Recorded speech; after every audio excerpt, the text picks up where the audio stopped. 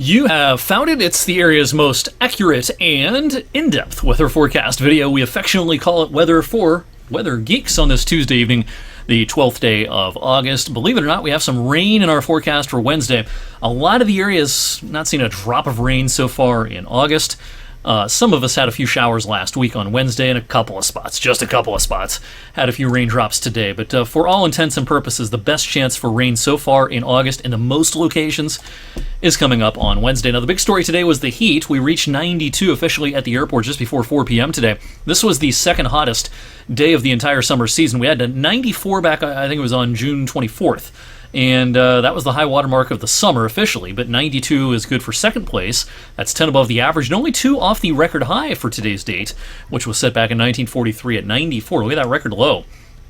Doesn't that sound kind of weird after a 92-degree day? Our record low on today's date, 1967, it was a chilly 42 degrees. Other regional temperatures, very impressive stuff today. Got to 93 in Pittsburgh, 92 in Wheeling, 93 in New Philly, and up at Hopkins Airport in Cleveland, it was 91 degrees this afternoon. We will see temperatures like this trying to return over the weekend. And, you know, when we talked about how a small fraction of the area might see a shower today, that's what we meant. It was a small fraction, just a couple of spots. One shower moved through parts of the Salineville area. There's another that kind of rolled through, just south and east of Lisbon, down towards West Point. Dropped a tenth or maybe 2/10 of an inch. Some radar estimates here. And up near Hubbard early in the afternoon and over towards Sharon. Quick little shower there. The heavier amounts of rain were actually with a little lake breeze action. Very isolated, but up in Ashtabula County. Some of these totals up here, very impressive. This occurred early in the afternoon, right along I-90. From near the Geauga line on east, some places over here 3+ inches worth of rain in Ashtabula County. But again, that was definitely an exception across northeast Ohio and northwest PA today.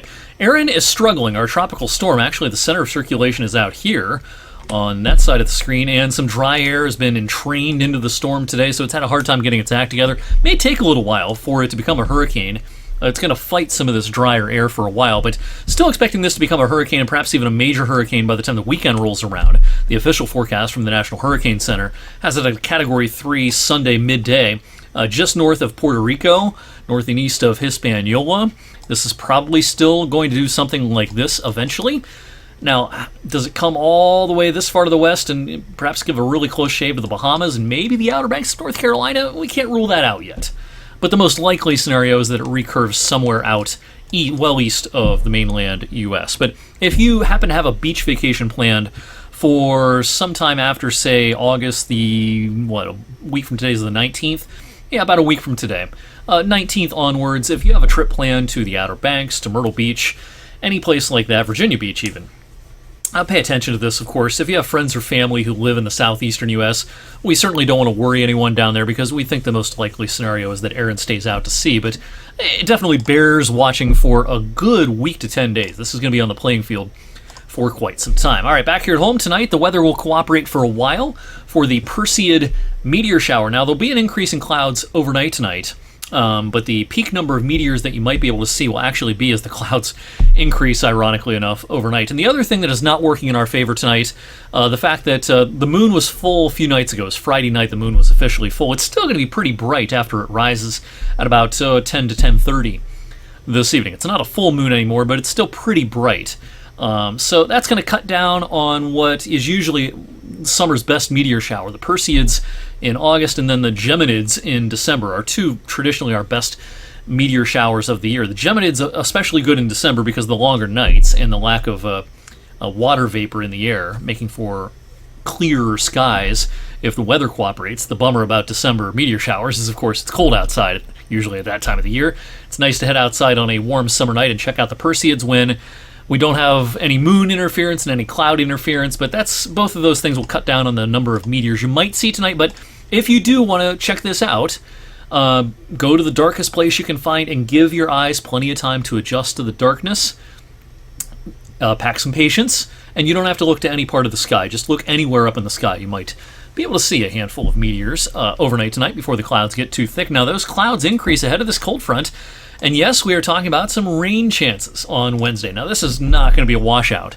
And in some places, there may not be much rain at all. But in some places, it's going to be possible that you get a pretty good downpour at times. Scattering of showers around as some head out the door Wednesday morning. And as we go towards midday into the afternoon, scattered showers, some thunderstorms. It's not going to be as hot Wednesday, but it is going to be humid. Dew points are going to be 70 or so. These will be efficient rain producers, any particularly ambitious downpour that is out there. So, you might even see a little too much rain at one time in a few spots on Wednesday, but everything's going to be moving along. And so we're not real concerned about any flooding problems aside from maybe some of the traditional urbanized areas. The ground is so dry at this point that I wouldn't expect a whole lot of problems across the countryside with any excessive rainfall on Wednesday. Now, as we head into the day Thursday, especially if you do see some rain tomorrow, you have a chance of some fog Thursday morning. Other than that, though, Thursday is going to turn out to be a nice day. The sun will break out. Dew points will start to lower, setting the stage for a couple of really nice-looking days Friday and Saturday, although it's going to start to turn pretty hot again by the upcoming weekend. So the dew points on Thursday drop from the upper 60s first thing in the morning to probably somewhere in the upper 50s and lower 60s during the second half of the day. And as the air mass continues to dry out, the temperature Thursday night will probably drop into the 50s in parts of the area. Open up the windows Thursday night. A great summer night ahead. Then the heat starts to build back by the weekend. Nothing extreme, but yeah, we're going to flirt with 90 over the weekend, particularly on Sunday. The dew points will start to creep up Saturday night into Sunday. I think the dew points will still be pretty manageable all day Friday and most of the day Saturday. It's Saturday night into Sunday the dew points really become appreciably higher. It'll stay pretty warm compared to the average, probably into the first stages of next week. But after that, I talked about this some last evening, right around the 20th, we're getting into definitely a more tolerable pattern. This 90 on Sunday, I kind of suspect that's the last time we flirt with 90 until maybe in September. Rest of August, that last 10 days of August, to me, does not look particularly hot at this point. So something to look forward to if you are tired of what has turned out to be a pretty hot and humid summer of 2025. Thanks for watching Weather for Weather Geeks on this Tuesday evening. I'll see you back here on Wednesday, and have a great rest of your night.